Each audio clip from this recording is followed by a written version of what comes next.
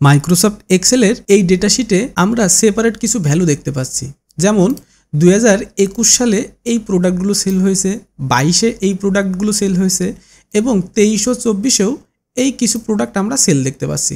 এখন শর্ত হচ্ছে 2021 সালের এই যে কলাম আমরা দেখতে পাচ্ছি এই প্রোডাক্টগুলো আপনার এই কলামে বসাতে হবে, তবে অবশ্যই এই প্রোডাক্টের সাথে ম্যাচিং করে এখানে বসাতে হবে।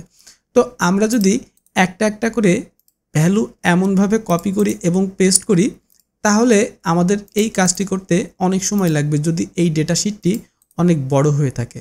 তো মাইক্রোসফট এক্সেলের একটি টুল ব্যবহার করে সহজে কিভাবে এই কাজটি করা যায় সেটি আজকে আমরা শিখব। তো এই কাজটি করার জন্য সবার প্রথম আমাদের এই ভ্যালুগুলো রিমুভ করতে হবে। আমরা শুধুমাত্র প্রোডাক্টই রাখলাম। এখন এই প্রোডাক্টের উপরে ক্লিক করে আমরা মেনু বার থেকে যদি ডেটা মেনুতে ক্লিক করি তাহলে আমাদের সামনে এমন একটি উইন্ডো আমরা দেখতে পাবো। এই উইন্ডো থেকে ডেটা টুলস থেকে প্রথম যে কনসোলেটেড ডেটা আমরা দেখতে পাচ্ছি এই যে অপশানটি, এই অপশানটিতে আমাদের চাপ দিতে হবে। এই অপশানটিতে চাপ দেওয়ার সাথে সাথে আমাদের সামনে এমন একটি উইন্ডো চলে আসবে। আমরা এই রেফারেন্স যে বক্স দেখতে পাচ্ছি এই রেফারেন্স বক্সের উপরে ক্লিক করে সকল প্রোডাক্টগুলো আলাদা আলাদাভাবে এখানে অ্যাড করব।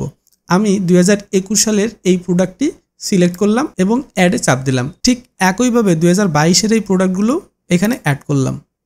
এইভাবে বাকি প্রোডাক্টগুলোও অ্যাড করে নিই।